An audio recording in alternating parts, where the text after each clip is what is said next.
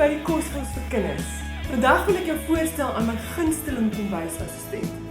Falkie van der Merwe! Vandag maak ek en Falkie iets waarvan amper alle kinders hou, né Falkie? Wat is dit? Ja. Ek krabbelde hoenderreepies.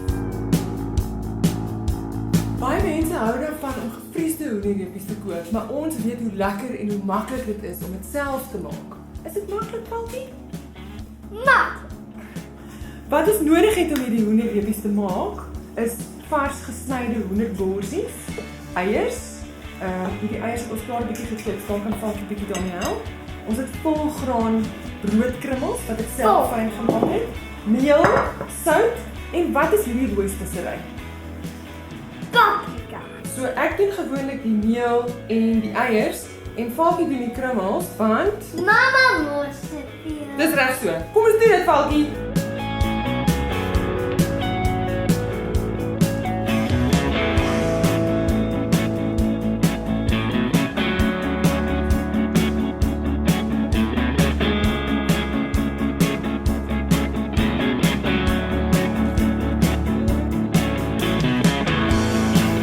Hierdie hoenderreepies kan jy nou in die oond bak teen 220 grade vir so 15 tot 20 minute of as jy dit ekstra krakerig wil hê, kan jy dit vlak braai in canola-olie en dis ons gunsteling.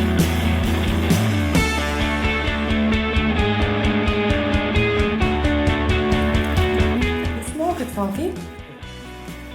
Fantasties. Tot 'n volgende keer. High fives.